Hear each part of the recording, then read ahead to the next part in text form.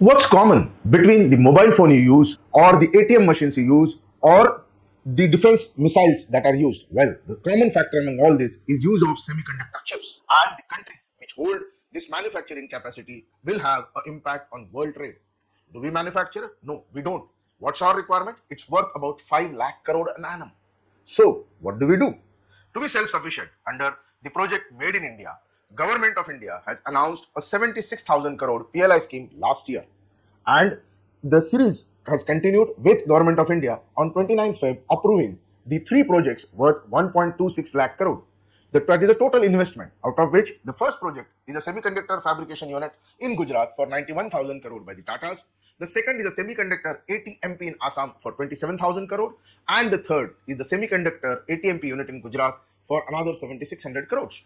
In June 23, when Prime Minister Modi visited US, he had envisaged interest in semiconductor manufacturing in India, and for which the Micron USA had agreed to invest in a plant in Gujarat for $800 million, and the work has already commenced. So, why are the semiconductors important for India? What is India's semiconductor dream? Let's see it in today's episode with its history. What are these new projects?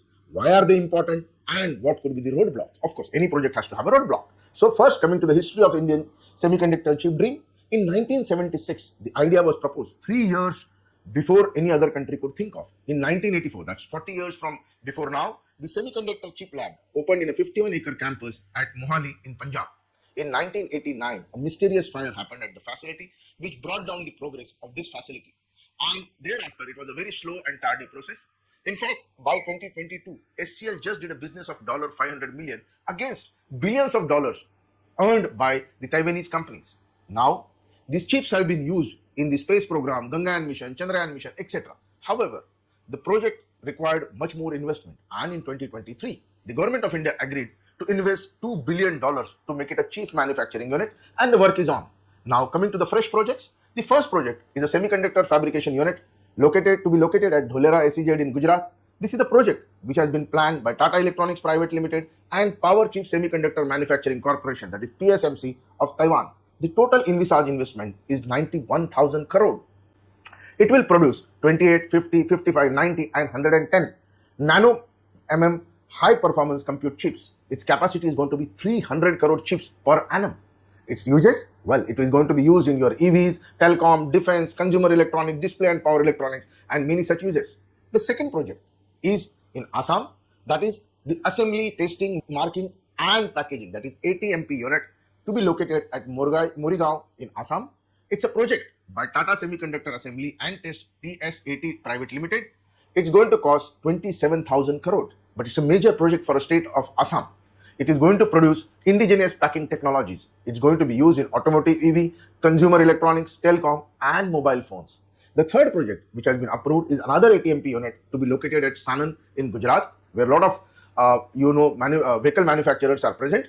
This project is going to be done by CG Power Limited, Renesas Electronics Corporation of Japan, and Star Electronics of Thailand. The total cost is 7,600 crores. They are going to produce the microcontrollers, analog power and power systems on chips. SoC is going to be used in consumer, industrial, automotive, and power applications. So, why are these projects important for a country like India? First and the foremost, the direct investment of 1.26 lakh crore is going to come up. It's going to provide direct 26,000 jobs to technical people, and indirect benefits are going to be about 1 lakh people. The timeline, the works are likely to commence in another 60 to 100 days and are likely to be completed between 2.5 to 3 years from the start of the works. That's around 2026. Some of the projects would have already started. The ATMP units may start before that in 2025. The interesting part is the Government of India is going to provide rupees 47,000 crore as a subsidy for these projects.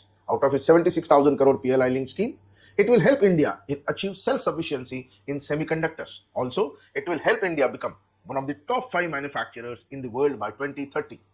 And it will going to complete the cycle of cheap manufacturing, or the complete ecosystem is going to be there in India. Now, what are going to be likely roadblocks? The first and the foremost is the shortage of the skilled technical manpower. Till now, we haven't been involved with this, so we don't have a manpower for this, but we'll develop, I'm sure.